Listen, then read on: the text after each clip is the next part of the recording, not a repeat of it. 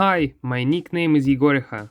Winter has come. The temperature has been around 2 degrees for the last week, so all the snow that fell earlier has already melted. The year is coming to an end, which means that the new year is coming soon. I'll tell you about our pre-New Year routine and how we celebrate this event. In our family, everything starts with decorating the apartment. Since I do most of this, it depends on my desire when we do it. In 22nd and 23rd, due to a depressive mood, I didn't decorate the apartment. Then I realized that the absence of a Christmas tree, garlands and tinsel killed the holiday atmosphere. So this time we decorated our walls and windows. The anticipation of the new year is restored. Every year we collect an artificial Christmas tree and hang our favorite toys on it. The last 2 years we have just saved up several new ones. Then we lay an old Soviet garland along the branches. This is a real rarity. It's primitive and has no operating modes. If even one bulb burns out, it'll stop working completely until the bulb is replaced. It reminds me of the childhood emotions I experienced when I first put it on the tree, so I am against buying a new one.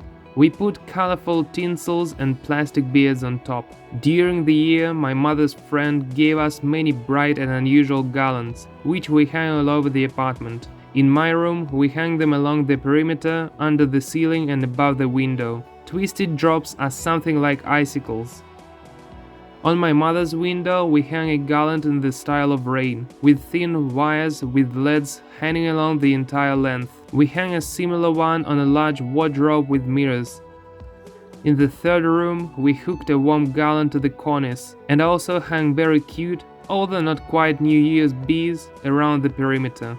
The hallway also has decorations. The most unusual are the Santa Clauses in bowls. By the way, we wrapped each chandelier in each room in bright tinsel. Such a number of garlands illuminate the rooms so brightly that in the evenings we often don't turn on the regular lights.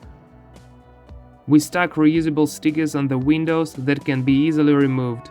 These stickers are the most unusual and interesting New Year's discovery that we made. I felt sorry to stick the stickers on the windows, since they would have to be removed later and they leave traces of glue behind. It turned out that there are stickers without glue that simply stick to the glass like a piece of paper and don't leave the traces. We bought several packs of such stickers and stuck them on the windows and mirrors.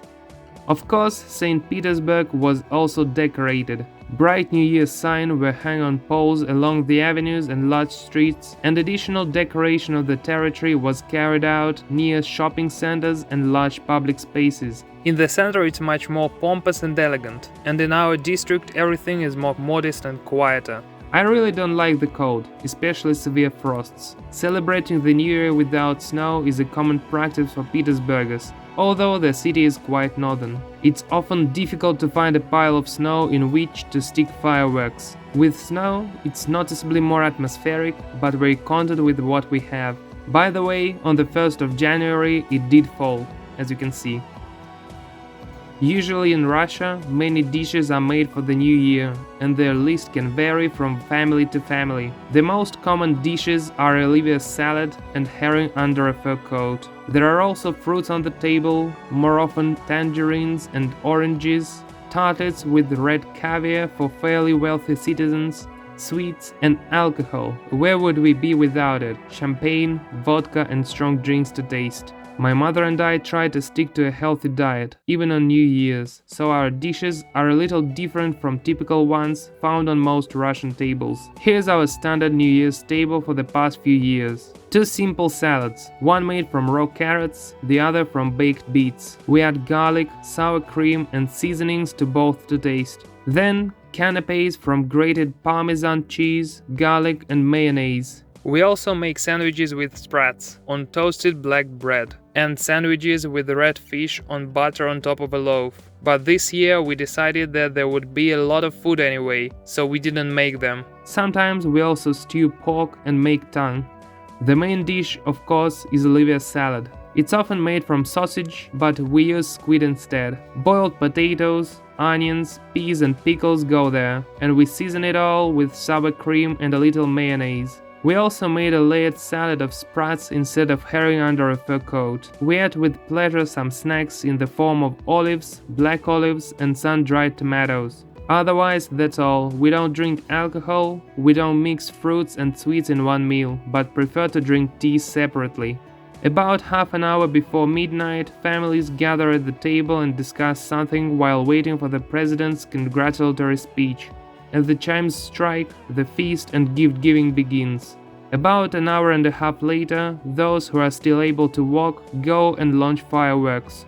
My mother and I usually sit down together and turn on some nice New Year's video. We don't like to set off firecrackers, so our celebration can often be called calm. This is how we celebrated this new year of 2025. And how did you celebrate and spend it? What are your New Year's traditions? Write about it in the comments. I wish you all the very best. Thank you very much for watching my videos. See you on new walks in the new year.